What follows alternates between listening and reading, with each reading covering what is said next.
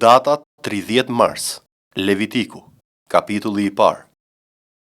Zoti thiri Mojsiun dhe i foli nga çadra e mbledhjes, duke thënë: Folu bijve të Izraelit dhe u thuaj atyre: Kur dikush nga ju sjell një ofertë për Zotin, sillni si flit tuaja një kafshë të marrë nga kopeja e bagtisë së trash ose të imët. Në rast se oferta e tij është një holokaust, një kokë bagtie nga kopeja, le të ofroj një mashkull pa të meta, ta çojë në hyrjen e çadrës së mbledhjes me vullnetin e tij përpara Zotit. Do të vërë pastaj dorën e tij mbi kokën e holokaustit, që do të pranohet në vend të tij për të shlyer dënimin në vend të tij. Pastaj do të therë demin e vogël para Zotit, dhe priftrind, bijtë e Aronit, do të sjellin gjakun dhe do ta spërkatin rreth e qark altarit që ndodhet në hyrje të çadrës së mbledhjes. Do ta rrjep holokaustin dhe do ta pres në copa. Dhe bijtë e priftit Aron do të vënë zjarr mbi altar dhe do të sistemojnë drut mbi zjarr. Pastaj priftërind, bijtë e Aronit do të vendosin copat, kokën dhe dhjamin mbi drut e vëna mbi zjarrin që gjendet mbi altar. Por do t'i lajnë me ujë zorrët dhe këmbët, dhe prifti do të tymos çdo gjë mbi altar si një holokaust, një flim që është bërë me zjarr me erë të këndshme për Zotin. Në qoftë se oferta e tij është një holokaust nga kopeja, dele ose dhi, të ofroj një mashkull pa të meta. Do ta therë nga krahu verior i altarit përpara Zotit, dhe priftrind, bijtë e Aronit do të spërkasin gjakun e tij rreth e qark altarit. Pastaj do ta pres në copa, bashkë me kokën dhe dhjamin e tij, dhe prifti do t'i vërë mbi drut që ndodhen mbi zjarrin që është mbi altar. Por do t'i lajë zorrët dhe këmbët me ujë, dhe prifti do të paraqes çdo gjë dhe do ta tymos mbi altar. Ky është një holokaust, një flijim i bërë me zjarr me erë të këndshme për Zotin. Në qoftë se ofrimi i tij për Zotin është një holokaust zojsh, të sjell turtuj ose pëllumba të ri, prifti do t'i paraqes në altar, do të këpus kokën, do t'i tymos mbi altar dhe gjaku i tij do të rrjedhë mbi një krah të altarit.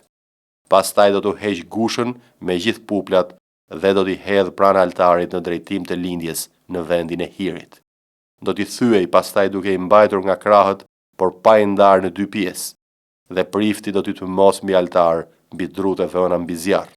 Ky është një holokaust, një flijim i bërë me zjarr me erë të këndshme për Zotin. Gjoni, kapitulli 20. Por ditën e parë të javës në mëngjes, kur ishte ende errët, Maria Magdalena erdhi te varri dhe pa gurin të ngritur nga varri. Atëherë rendi dhe erdhi te Simon Pietri dhe te dishepulli tjetër, të cilin Jezusi e donte, dhe u tha atyre: E ngritën Zotin nga varri dhe nuk e dim ku e vun. Atëherë Pietri dhe dishepulli tjetër dolën dhe erdhën te varri. Por rendin të dy bashk dhe dishepulli tjetër rendi përpara, më shpejt se Pietri, dhe erdhi i pari te varri. Dhe si u përkul, pa pëlhurat prej lirit të shtrira, por nuk hyri.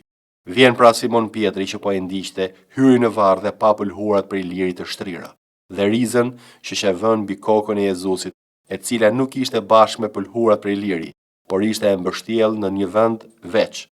Atëherë pra hyri dhe dishepulli tjetër që kishte arritur i pari te varri dhe pa dhe besoi, sepse nuk e kuptonin ende shkrimin që ai duhej të ringjallej prej së vdekurish. Pastaj dishepujt shkuan përsëri në shtëpitë e tyre. Por Maria qëndroi jashtë pranë varrit dhe po qante, dhe duke qarë u përkul brenda varrit, dhe pa dy ëngjë me të bardha, duke ndenur njëri te kryet dhe tjetri te këmbët ku qet trupi i Jezusit. Ata i thanë: O grua, pse po qen? U thot atyre: Sepse e kanë hequr Zotin tim dhe nuk e di ku e kanë vënë. Dhe si tha këtë, ajo u suall prapa dhe pa Jezusin, që qëndronte në këmbë, por nuk e dinte se ishte Jezusi. Jezusi i tha: O grua, pse po qen? Kë kërkon? Ajo duke menduar se ishte kopshtari i tha: Zot, po e pa të hequr ti, më thuaj ku e vure dhe unë do ta marr. Jezusi tha: Mari. Ajo suall dhe i tha: Raboni, që do të thot mësues. Jezusi tha: Mos më prek, sepse ende nuk jam ngjitur tek ati im, por shko te vëllezërit e mi dhe u thuaj atyre: Unë po ngjitem tek ati im dhe ati juaj, te Perëndia im dhe Perëndia juaj. Atëherë Maria Magdalena erdhi t'ua njoftoi dishepujve se kishte parë Zotin dhe se i kishte thënë asaj këto gjëra. Pastaj në mbrëmje të po asaj dite, që ishte e para e javës, Ndërsa dyert e vendit ku qenë mbledhur dishepujt ishin të mbyllura nga frika e judejve, erdhi Jezusi dhe qëndroi në mes tyre dhe u tha: "Paqja me ju." Dhe si i tha këto, ju tregoi atyre duart dhe brinjën e tij. Dishepujt pra kur e pan Zotin u gëzuan. Pastaj Jezusi u tha atyre përsëri: "Paqja me ju. Sikurse më ka dërguar mua Ati, ashtu unë po ju dërgoj ju." Dhe si tha këtë, hukati mbi ta dhe u tha: "Merrni frymën e shenjtë. Kujt do t'ja falni mëkatet, do t'i jenë falur. Kujt do t'ja mbani, do t'i jenë mbajtur." Por Thomai, i mbiquajtur Binjaku, një nga të 12-tët, nuk ishte me ta kur erdhi Jezusi. Dishepujt e tjerë pra i thanë: "Kemi parë Zotin." Por ai u tha atyre: "Po nuk pash në duart e tij shenjën e gozhdave, dhe po nuk vura gishtin tim te shenja e gozhdave, dhe po nuk vura dorën time në brinjën e tij, unë nuk do të besoj." Dhe 8 ditë më vonë, dishepujt e tij ishin përsëri brenda dhe Thomai ishte me ta. Jezusi erdhi, ndonse dyert ishin të mbyllura dhe qëndroi në mes dhe tha: "Paqja me ju." Pastaj i tha Thomait: "Vëre gishtin tënd këtu dhe shiko duart e mia, dhe shtrije dorën tënde dhe vëre në brinjën time, dhe mos i mosbesues, por besues." Atëherë Thomai u përgjigj dhe i tha: "Zoti im dhe Perëndia im." Jezusi i tha: "Sepse më ke parë, Thoma, ti ke besuar. Lum ata që nuk kanë parë dhe besuan." Jezusi bëri dhe shumë shenja të tjera para dishepujve të tij, të cilat nuk janë shkruar në këtë libër. Por këto gjëra janë shkruar që ju të besoni se Jezusi është Krishti, Biri i Perëndisë, dhe që duke besuar të keni jetë në emër të tij. Fjalët e urta, kapitulli 17. Është më mirë një copë bukë thatë me paqe, se sa një shtëpi plot me kafshë të vrara me grindje. Shërbëtori që vepron me urtësi ka për të sunduar mbi birin që turpëron dhe do të marrë një pjesë të trashëgimisë bashkë me vëllezërit. Poçi është për argjendin dhe furra për arin, por ai që provon zemrat është Zoti. Njeriu i keq dëgjon buzët e liga, gënjeshtari dëgjon gjuhën e çoroditur. Ai që përqesh të varfrin, fyen atë që e ka krijuar. Ai që kënaqet me fatkeqësinë e tjetrit, nuk do të mbetet pa u ndëshkuar. Bijtë e bijve janë kurora e pleqve dhe lavdia e bijve janë etrit e tyre. Budallajt nuk i shkojnë një e folur e bukur, aq më pak princit nuk i shkojnë buzët gënjeshtare. Një dhuratë është një gur i çmuar në sytë e atij që e ka, ngado që kthehet, ai ja del. Kush mbulon një faj fiton dashuri, por kush i rikthehet përsëri ndan miqt më të mirë. Një shortim depërton më thellë te njeriu me mend se sa 100 goditje te budallaj. Njeriu i keq nuk kërkon gjë tjetër veç të ngrej krye, prandaj do të dërgohet kundër tij një lajmëtar mizor. Është më mirë të takosh një arush të cilës i kanë vjedhur këlyshët e vet, se sa një budalla në marrëzinë e tij. E keqja nuk do të largohet nga shtëpia e atij që së mirës i përgjigjet me të keqen. Të fillosh një grindje është sikur të çelësh rrugën ujrave, prandaj ndërprit e grindjen përpara se të acarohet. Ai që nxjerr të pafajshëm fajtorin dhe ai që dënon të drejtin janë që të dytën e veritshëm për Zotin. Ç'duhet paraja në duart e budallajt? Mos vall për të blerë dituri kur ai nuk ka mend fare? Miku të do në çdo kohë, por vëllai lind për ditë të vështira. Njeriu që nuk ka mend jep dorën si garanci dhe merr zotime për të afërmin e tij. Ai që do mëkatin i do grindjet, dhe ai që ngre portën e tij kërkon rënim. Njeriu zemërshthurur nuk gjen asnjë të mirë, dhe ai që ka gjuhën e çoroditur bie në telashe. Atij që i lind një budalla do t'i vinë hidhërime, dhe ati një budallai nuk mund të ketë gëzim. Një zemër e gëzuar është një ilaç i mirë, por një frymë e dërmuar i than kockat.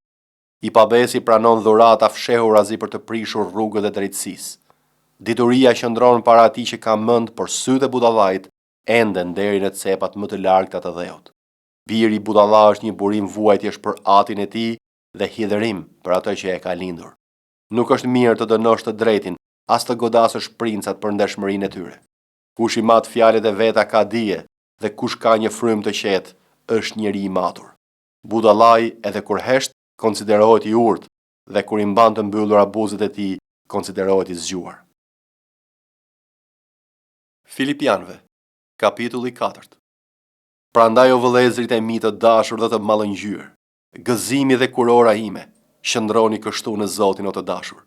I bëj thirrja e Evodis dhe i bëj thirrje Sintikës, të jenë të një mendje në Zotin.